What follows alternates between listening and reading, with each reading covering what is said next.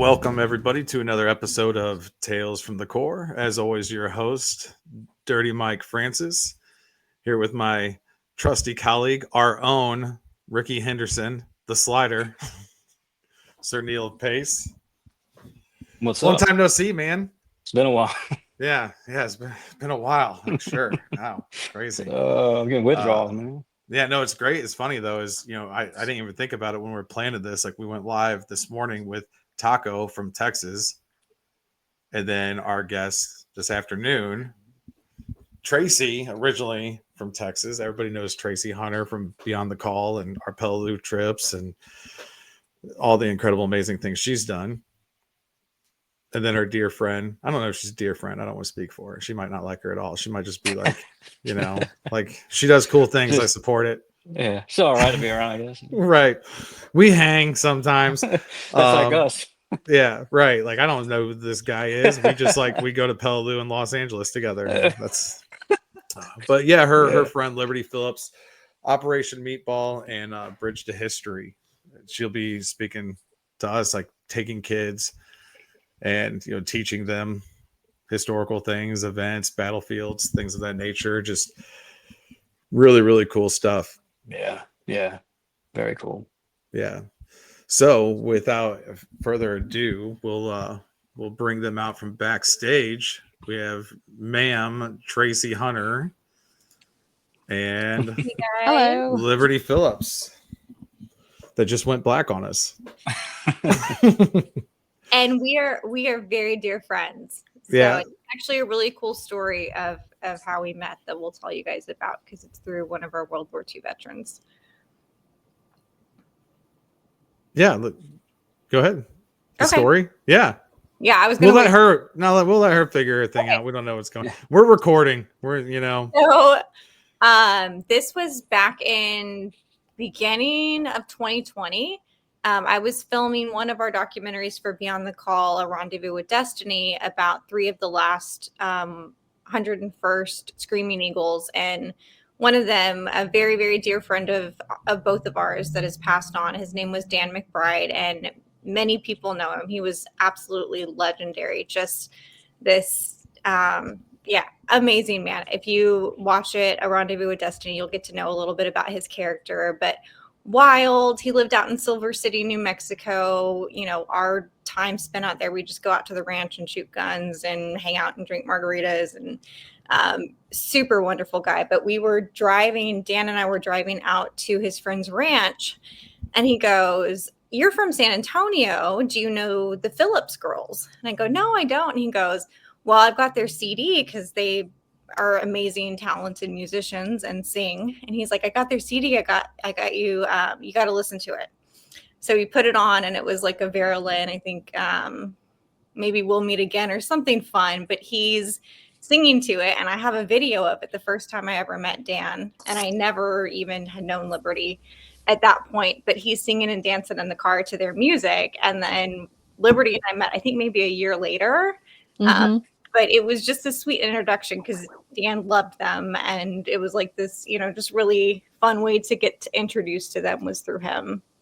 I was telling them how Dan played me. Yeah, I did hear it. I don't know where my phone went out. Yeah, and on my side, I heard about Tracie for like 2 years, for ages.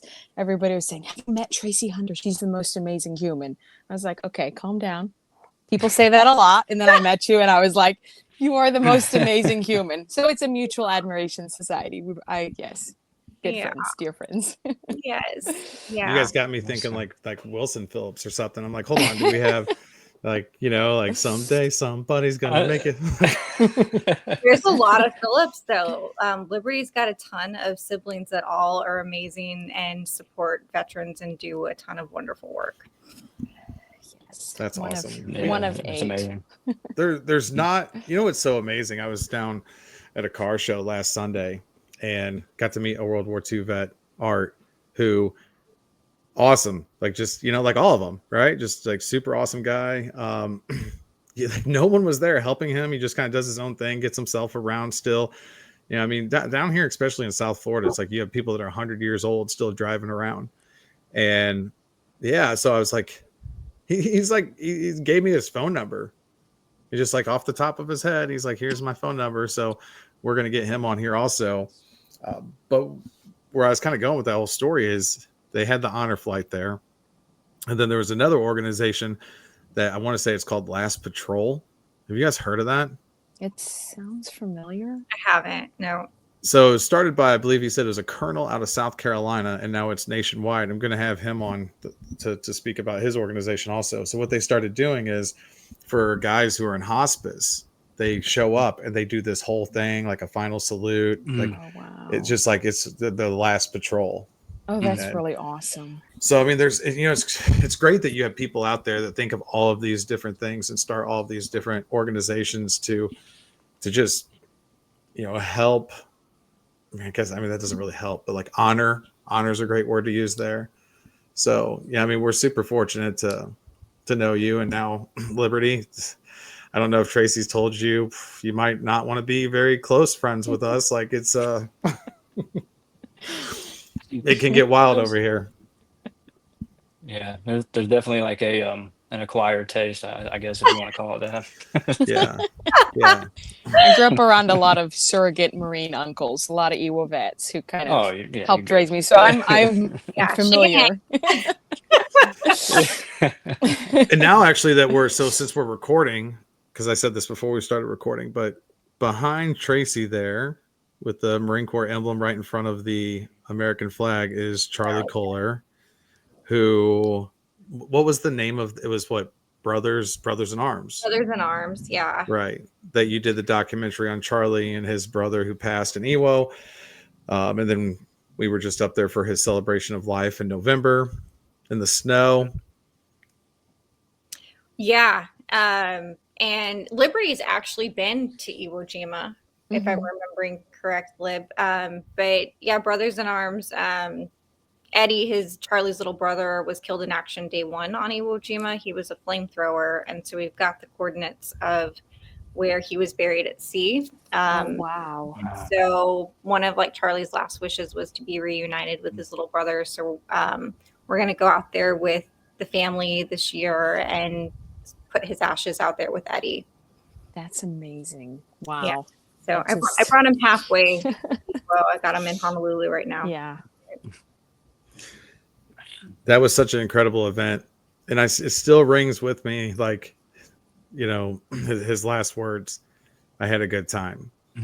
Like just, man.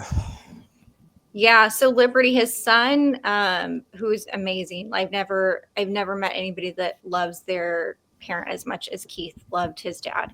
And he would, before he went to bed every night, you know, kind of the last, I don't know how many years, but a few years before he passed, he would write down the last thing that Charlie said.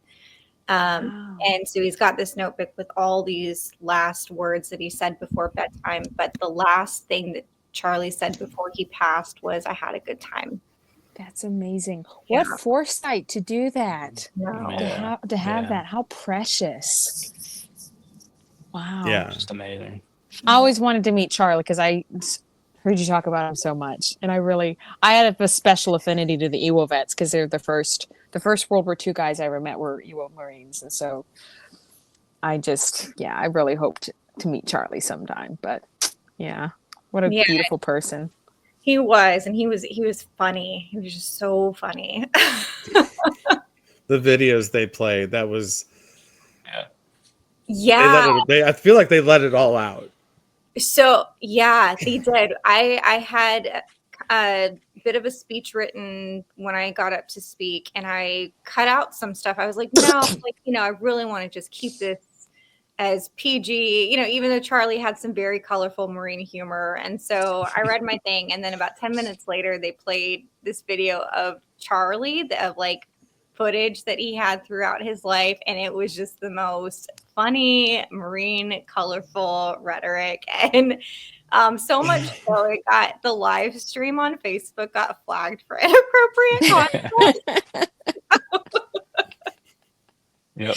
I love that. I watched that live stream, and I was like, ooh.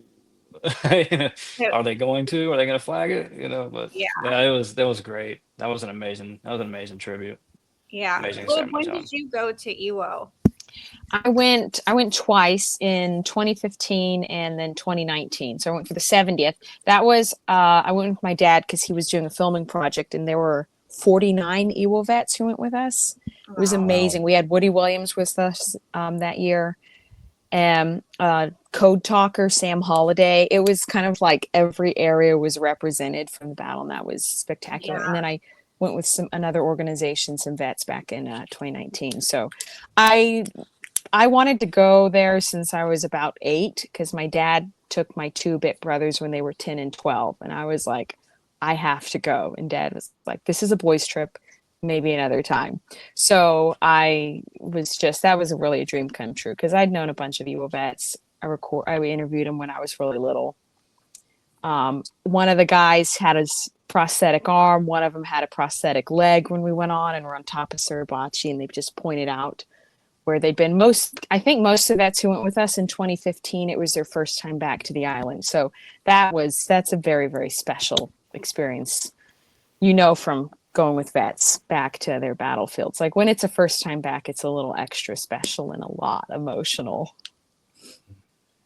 I had a question about but I guess more so about dates and like anniversaries and those kinds of things. For Iwo Jima, I know because we've been talking about Iwo Jima as well as the idea has come up for the 80th. Mm-hmm. Is it more? I guess would you get there and say we're going to commemorate the anniversary of the landings on the 19th of February, or the flag raising on the 23rd, or the end of the battle, like March the 26th, I believe it was. So the island only opens up to Americans one day a year. Our military goes over there sometimes for training, but it's only open to civilians and other people one day. That's usually in March. It's usually the 3rd week in March. It depends on the Japanese. That opened up. It's called Reunion of Honor, and that started, I think, probably 30 plus years ago with General Snowden, Lawrence Snowden, who was a captain on Iwo Jima. And after the war, he cultivated a really, really warm, beautiful friendship with the Japanese. He was really close friends with Kuribayashi's grandson, who used to come over to our Iwo reunions. When General Snowden died, his Kuribayashi's grandson flew from Japan to the reunion and his funeral. I think it was like 36 hours one way of travel for a 2-hour event. That's how close they were. So General Snowden opened up that door for Americans to go back after we returned the island to the Japanese, but it's only one day a year. And since he passed away, it's gotten a little bit more tricky. The Japanese have a little bit tighter of a grip on it. Technically, we still have access to it forever, as long as at least there are survivors alive. But it's kind of every year we'll see what happens. So the 80th this year, I think, is in March. 29th. Yeah, okay. So it's the 29th. That's later than it normally is. I think when I went there, it was the 19th of March. But it's more, that's the month that works best, I guess, seasonally. And that's what they chose. It wasn't necessarily it's in the time frame of how long we were on the island. But and then the event commemorates the entire battle. Kind of got me feeling like I need to go take it back. Well, we had when I was there in 15, a bunch of the vets we had, especially this one boy, Fred. Fred was like a Marine's Marine. He took 3 grenades on Iwo. He sat on one of them, got thrown at him. He stuffed it in the wall of his foxhole, blew up, kind of stunned him. Second one, he shoved away, blew up, stunned him, blew him up a little bit. And the third one, he didn't have time because they held on to the grenade, so he sat on it.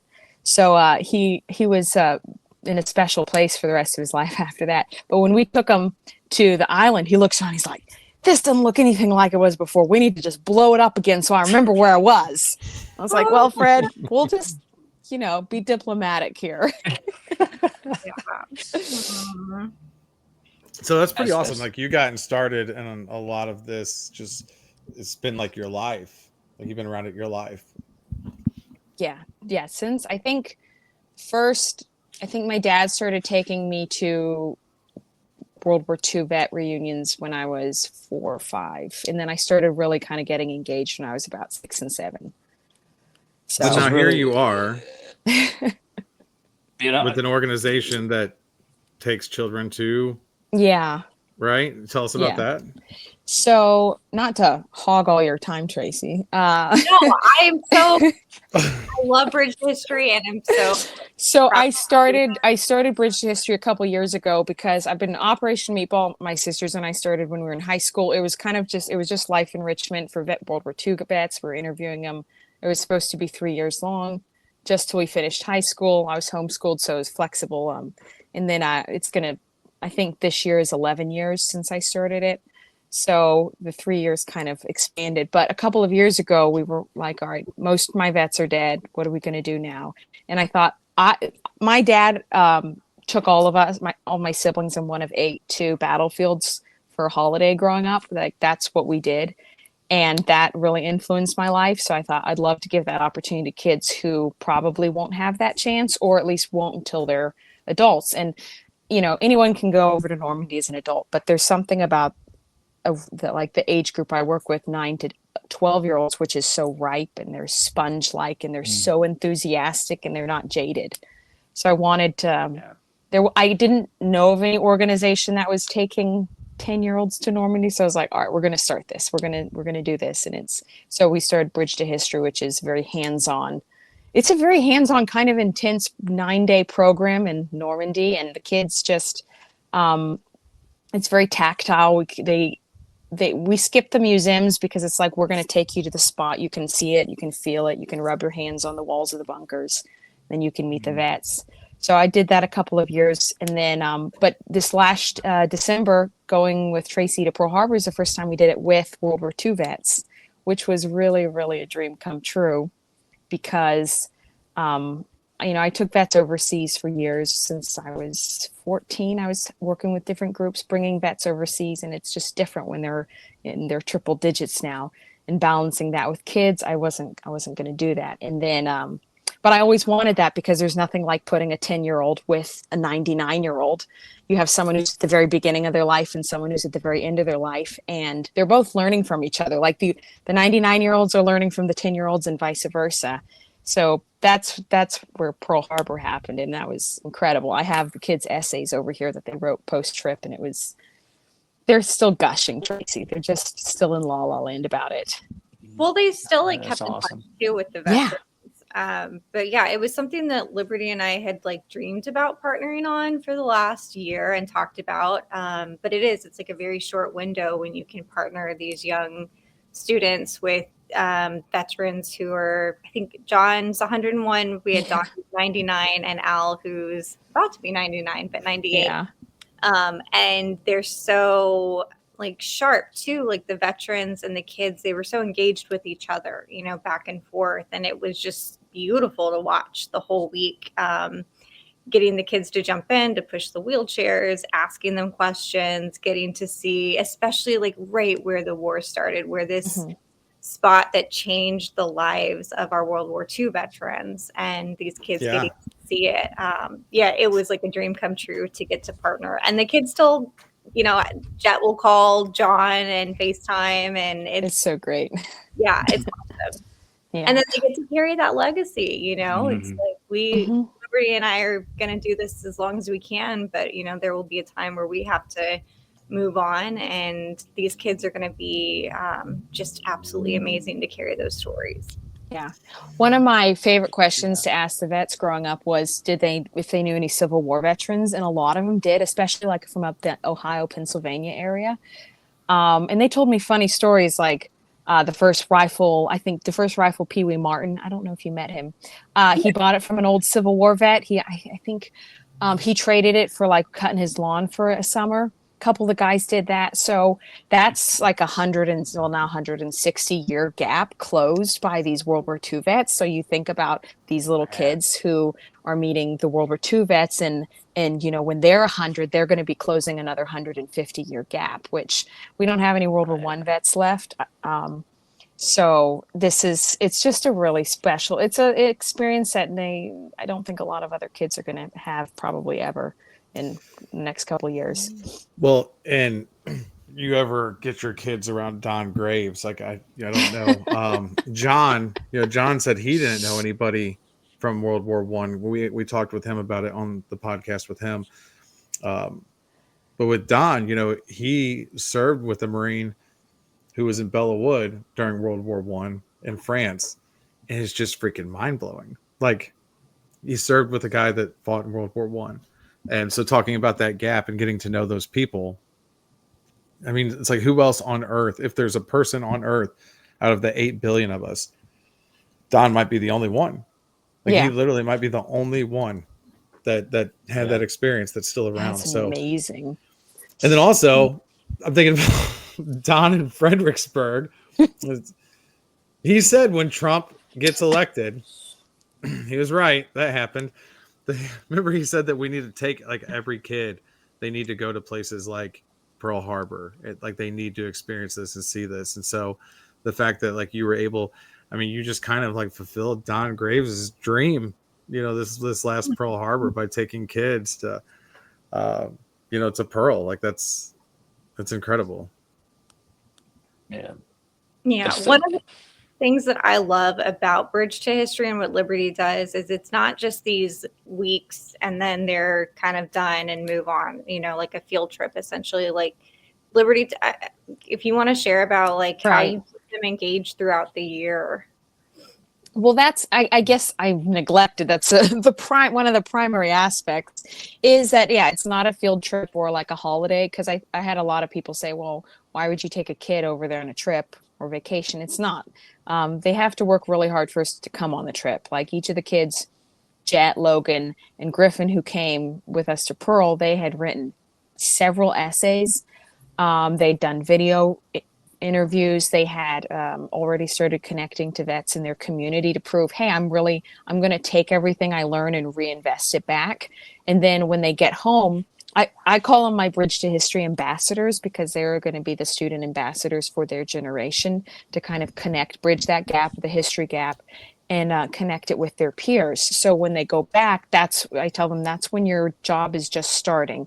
You've had a great trip. You've learned so much, but now you have to take everything you learned and implement it into your life and reach out to your community and see if you can get a couple more kids involved. If each one of them can just get one or two more children interested in history and studying and taking it on themselves to preserve this, then that multiplies. It multiplies really fast. So they've been doing that. Jet goes down to Toccoa, Georgia now about every month, and he works on, helps them rebuild the barracks there where the paratroopers trained at Currahee.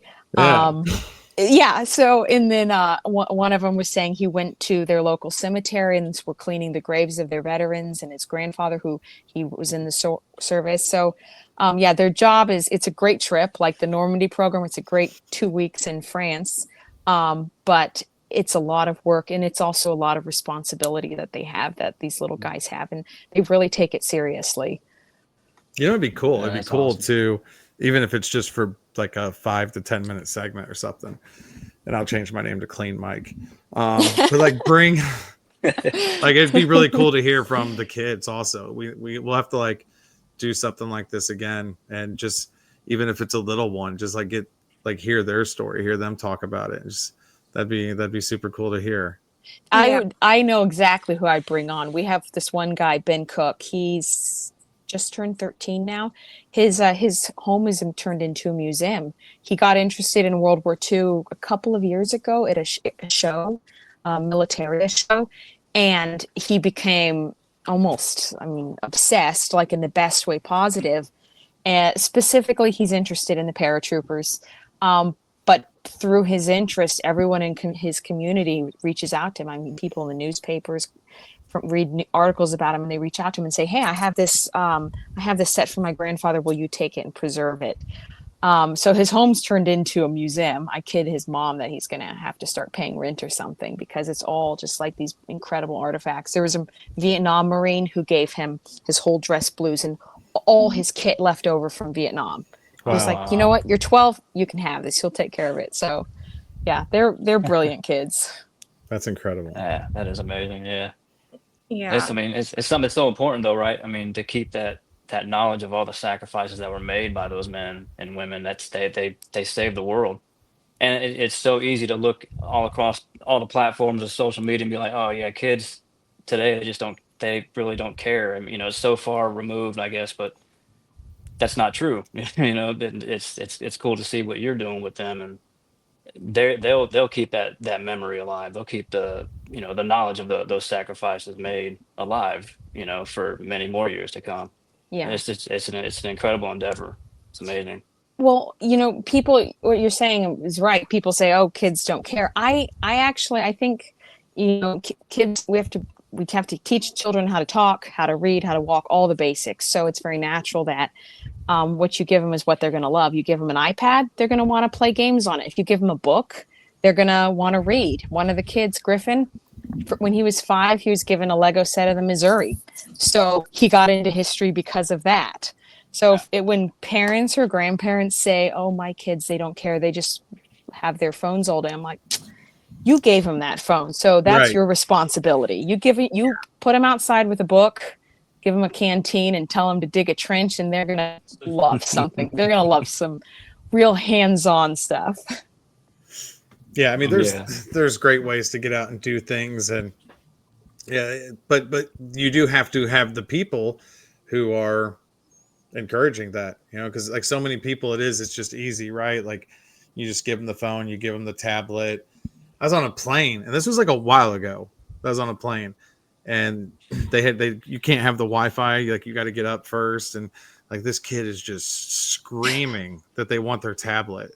Like you'd have thought that they're being waterboarded or something. Like it was just unbelievable that they were so attached to such a thing. Crazy.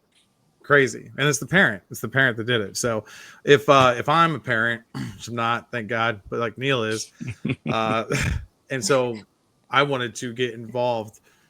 If I wanted my kid to get involved, or if my kid wanted to get involved, or whatever it may look like how are you, talk to us about how are you funding things? Like, how do people help out with that? How's it funded? How do people get involved if they want to participate and you actually be one of the kids that starts to go on these trips and learns these things and starts to participate with you? Any kid, 8 to 12. I haven't taken an 8-year-old yet, but I set the rules, so if he's 8, we'll take him. Any kid, boy or girl, who's interested and willing to put some effort into studying and writing and really showing that he's the one, or he or she is the one who wants to do a program like this, bridgetohistory.com.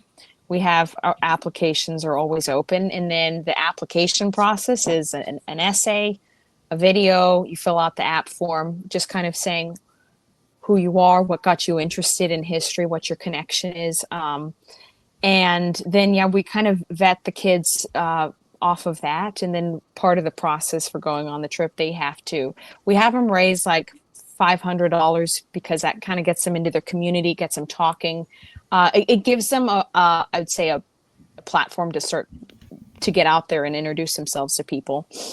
But I'm so excited every time I get an application because all the kids are they're so enthusiastic.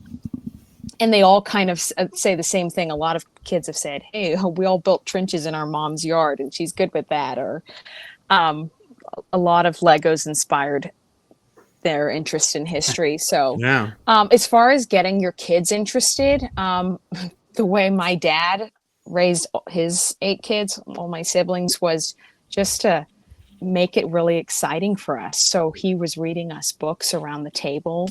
You're a Marine, so that's like in your blood. That's obviously a huge part of your makeup. So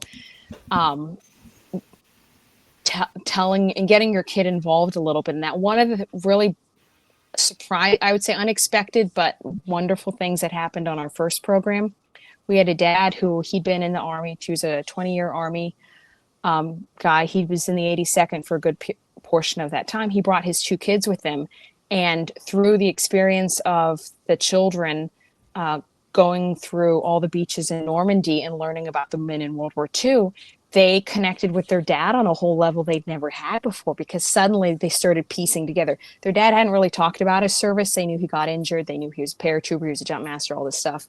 But suddenly the dots started connecting and they became so excited to learn more about his own history too, which was really special. So yes, anyways, bridgetohistory.com and send in an application.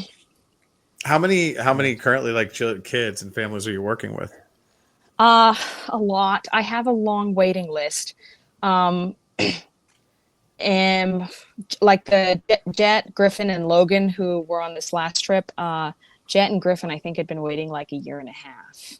So I do kind of try and prioritize the older kids just because after the 12 is my cutoff. I just don't want to deal with teenagers. So yeah, what happens when they like? Do you have like a Bridge to History child veterans organization that they can, you know, we have like the VFW, you've got the veterans of Bridge to History. So I do. It hasn't fully been, my mother who works for me, she works for me for several of our little businesses. We started something like for that a while back, but we haven't fully fleshed that area out yet. But for the kids who come back, who participate in the program, we have stateside programs for them. So we did Wreaths Across America. I've taken them a couple different places. We did an event in Fort Worth at Roll Call, where they got to come and meet all the roll call vets, which was wonderful. They did some one-on-one interviewing with the vets there. So I have different stateside programs around, and that's more loose and open to kids who don't quite make the age cutoff or perhaps can't make it overseas on a trip. But yeah, we're working on fleshing out what happens when they get a little older so that we can continue to give them the tools and opportunities that they will encourage them to keep on going rather than getting distracted by life and the responsibilities of being a teenager. Yeah. There's a lot of distractions when you become a teenager. Yeah, that's why I try and encourage the nerd in them as much as possible. Yeah. Yeah, that's incredible. That's truly incredible. And then, you know, what's great is like you talk about some of these things and then my mind just starts thinking about things and, you know, all the different, like putting people together and things that maybe could come from this. So do you have a presence or like leaders or volunteers in like every state? Like if we had people here in South Florida, like let's say that there was kids here in South Florida. I mean, obviously there's historical places down here. There's the Carolinas, like all of the different things. Do you have anybody that kind of almost like a little troop leader or something that, you know, can work with them locally? Yes-ish. So I've got kids, I think, in 8 states now. And so it's kind of on each of those kids to become that, to create their own little community, to connect with the veterans and interview them and do a lot of veteran outreach that way. So it's not going to be like Boy Scouts or Young Marines or anything like that, because it's smaller. We're a very small organization. But long term, I'd really love that. I'd love to have like a focal point. I want representatives in every state. If I can have, so I've got 2 families in California, and they've each kind of taken over their counties and have attacked it. So the ones over in the LA area just have spread out and are reaching out to all the vets on weekends that they can when they aren't in school. It's the balance of school and them all, you know, still being young, but we're working towards that. But I'd love a representative from every state pretty soon. We actually, Tracie, we have someone in Hawaii. Yay. Yeah. So was that one of the Marines? Yeah. She's very exciting. That's incredible. Yeah, and that's like one of the things that I love so much about this partnership is our whole goal with Beyond the Call is to preserve this history, and how better to do that than to teach these kids, you know, to carry on these legacies. And when they met these veterans and they get to, you know, see the men behind these stories in real life and spend the time with them, like there's so much that they're now invested in to really carry those legacies on. And so it was like just a dream come true for us, because, you know, kind of a weight off of our shoulders to know, okay, like these kids are going to carry these stories on, you know, like there's now this investment for John Gleason and Don Graves and Al Chatwin and yeah, it was just beautiful, beautiful week to see these kids really dive into their lives. Yeah. I just want to read one paragraph from Jet's essay. They all wrote amazing papers, but this sums up what you're saying. Jet, who's 12, he said at the end, he said, I had a lot of fun talking to the veterans and being around the veterans for those couple of days. I look at the world a lot differently now. I want to start supporting veterans more, and this trip encouraged me to go with my dad to the cemetery both of my grandfathers are and clean their gravestones so that you could read them, and they're a lot better looking. This trip has encouraged me to do more for veterans, not just from World War II, but from all conflicts. So he's 12, and he's got a life mission now. Yeah. Like, he's going to have his trade job. He's going to go to school, do all that, but he has like a real passion and a life mission now. Thanks to John Gleason. Wow. Yeah. That's amazing. That's so awesome. Yeah, John's an incredible guy. I mean, they all are. Like, they're all incredible. Yeah, we all fell in love with John. Yeah, we're so fortunate to have him. Easy to do. Yeah. Easy to Man. do. Yeah, absolutely. And it keeps me young too. Like, I see John on a weekly basis, and that week he was with Jet. Like, I'm hearing stories that I've never heard before. Like, he's just excited that somebody that age cares, and it helps him remember, oh, like, I still have purpose here. I still have purpose to share my story and to make sure that these things that me and my fellow comrades did are remembered. And it's cool to see that, from a personal side of it, to see the difference in these guys when they're engaged in programs like this. Yeah, absolutely. The purpose part is really, and that's where you bringing the vets over there is huge, because I work in within senior care a lot, and a lot of the issues that happens when someone gets old and feeble is they feel like they've lost their purpose in life, and a lot of the old World War II vets feel like they outlived their purpose. So moments like that, like when you took John to Normandy and he's surrounded by people who tell him how much they love him and how important he is and how valued he is, it buys him a little bit more time. He's 101, but he probably is going to live longer than if he just continued in his regular, day to day, because he feels like, hey, there's something worth sticking around for a little bit. I got a couple more people to inspire. Absolutely. Yeah. Absolutely. That's like, one of the biggest things I never really got involved with it, but I'm aware of I don't know if they're a good one or not, but the organization, like the mission continues. Mm-hmm. And the whole purpose of that was that we come back and we have no purpose. Like, literally, we're done. You're done. Like, discarded. And so it's like, all right, well, if I don't have a purpose anymore, there's kind of no point in existing. Yeah. And that's just so true. And, a lot of these guys, I mean, like with John, right? Like, one of his purposes was, like his wife, but then he was talking to us about losing her. And then it just like, there was no purpose anymore. So if you don't have kids, if you don't have a wife or a partner or whatever, and you don't have a purpose, like, it's I don't know.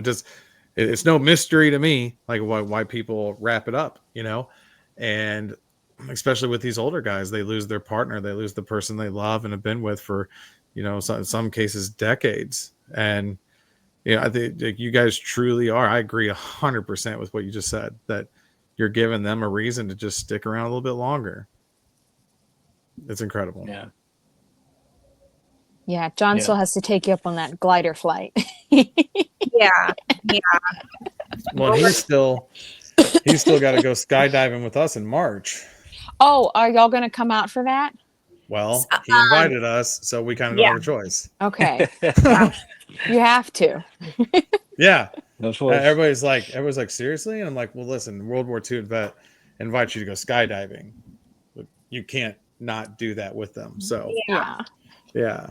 John said to me maybe a couple weeks ago, he's like, sometimes I ask myself why I'm still here. And then I realize, I still have purpose. And meeting somebody like your student, Jet,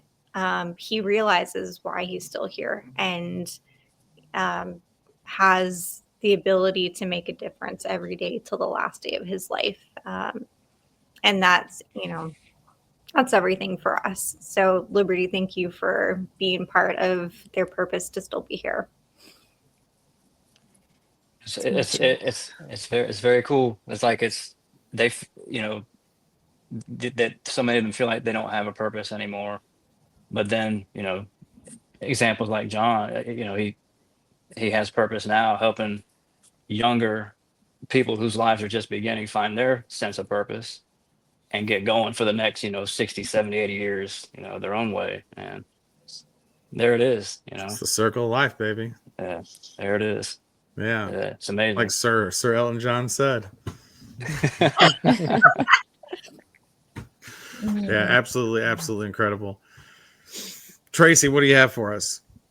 Oh man, we've already got a full year packed and planned for this next year, and fingers crossed, Liberty and I are going to do the Pearl Harbor trip again, and bring new kids over for that. So we've got Iwo Jima coming up, Normandy, planning to take a couple guys back for Normandy.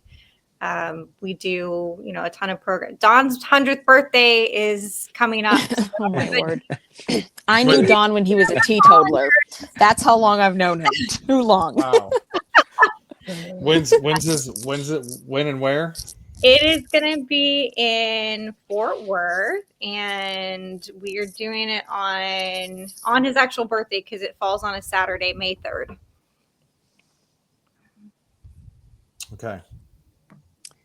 May the 3rd. Iwo wise, are you going to Iwo? Because okay, then you have to. I have an invitation for all of y'all, but Tracie, you specifically, Iwo Jima reunion, Arlington, Virginia, February 19 through 23, I believe. I'll get the date for you next month. Okay. It's the precursor. It's just the usual stateside reunion. It's been happening for, I don't know, another 30 years as well. Yeah. We have several Iwo vets who come. It's really wonderful. If you can make it, I think you'd really enjoy it. But it's in Arlington, Virginia. I think we have like 5 or 6 Iwo vets. We used to, again, 5 years ago we had 50, so it's gotten a little thin. Yeah. I think we have a code talker coming. So it's really cool. And Awesome. You might know some of the guys, but y'all are invited to that. I would love that. I would love to do that. Yeah. We've got, so one of the very first veterans that I interviewed, his name's David Green, and he's about to turn 100, I believe, but he was a radio man on Iwo Jima.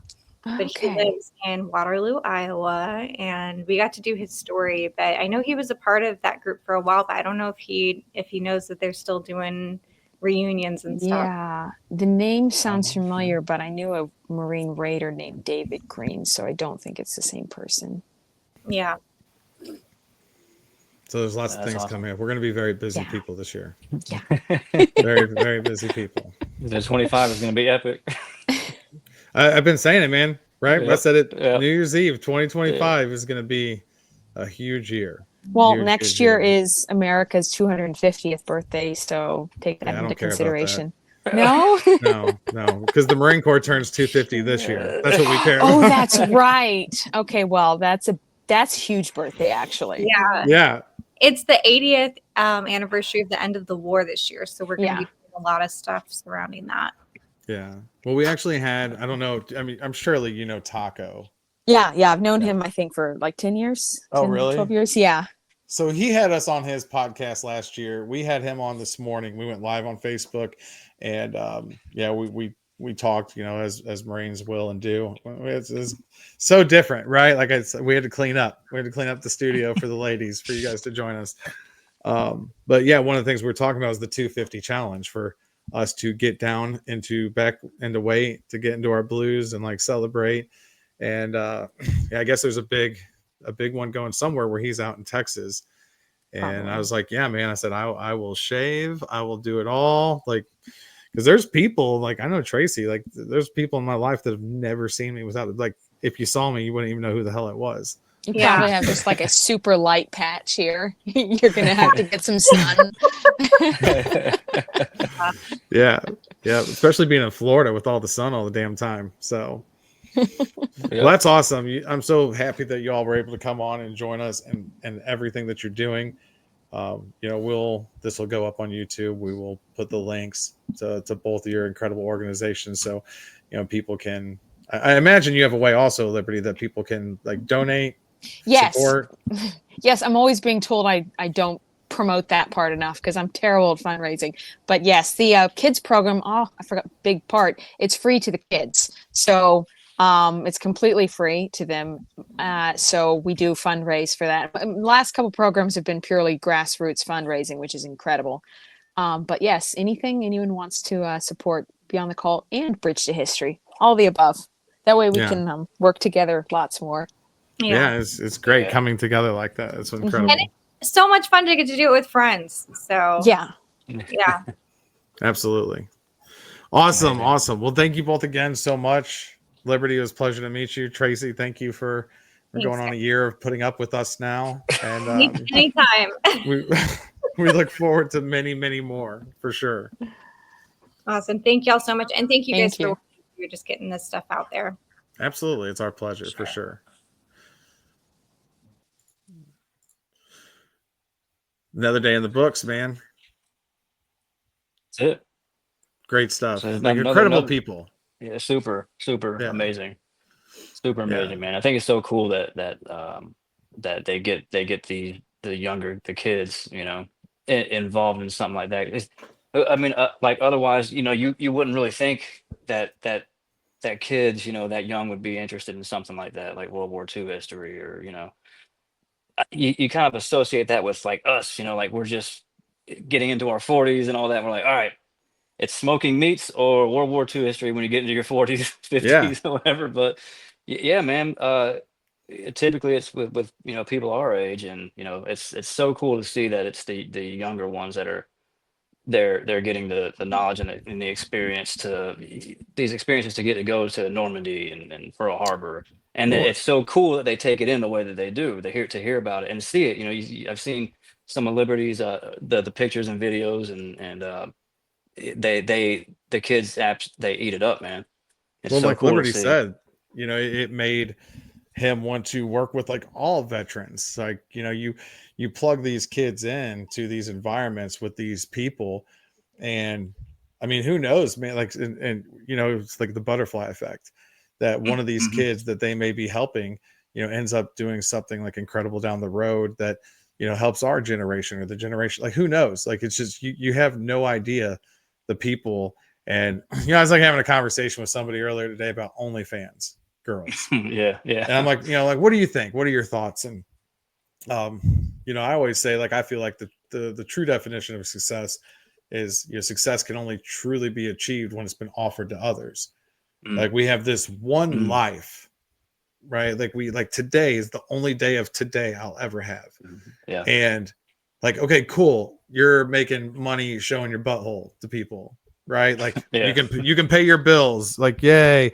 But is anybody gonna ever remember your name? Like, what impact are you having? Who are you inspiring? I said, when you go to different conferences and you hear people talk that inspire others to pull themselves up, right? It's never anybody that started an OnlyFans.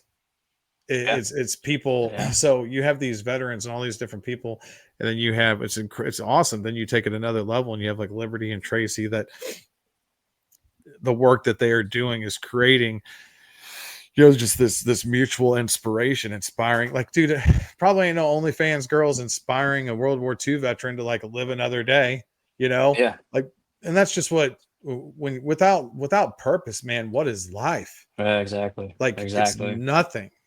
Yeah. Write that one down. 2025. Yeah. Without purpose, what is life? Without purpose, what is life, man? No, that's just, yeah. Yeah, it's very cool, man. I love what they're doing. They do so much for not only the veterans, man, but for the upcoming generations, man. It's awesome. Yeah. I don't know. It's an incredible thing to see and witness, man. And now get to be a part of. Absolutely. Well, it's good to see you again. You too, brother. We'll keep this going all of 2025. we're gonna have a bunch of people on, man. We got to get back with Reyes, talk to him, and others, start getting some things scheduled on the books. Gonna, you know, I did that. I don't know if we'll see if you can be around for it or not, but our buddy Matt Harper, who's a Marine sniper and finance, he's jumping on Tuesday. We're going to go live on Facebook. I was listening to him last Monday, and he was talking about some really, really awesome stuff about, you know, being average and, you know, just being able to live a meaningful, purposeful life where you're able to help others and have fulfillment and all these different things. So we're going to jump on and go live on Tuesday. Yeah, we're gonna have a pretty packed year. We just got to start getting these guys in here. And man, I tell you what, I don't know how you could shoot down Arlington in February. Like, Yeah. I feel like I like, dude, Ewo reunion. Like, yeah, man. Yeah. I feel like that's a kind of a no brainer. And then May 3rd, I actually had something planned, but dude, that's Don Graves' 100th birthday. Yep. Listen. All, like that's you guys start prioritizing, you know. Yeah. So that's it. Yeah. So, as always, man, it's always a pleasure. Love you. Love having you along for this journey. We're gonna keep doing awesome things this year. That's right, man. That's right. Nothing but the up and up. Yeah. And everybody out there watching, as always, we love you guys too. Subscribe so you don't miss any of our videos we upload. Share it, man. Share it out there. Spread the wealth. Help these people out. Help these people doing incredible things. And until next time, Semper Fi. Semper Fi.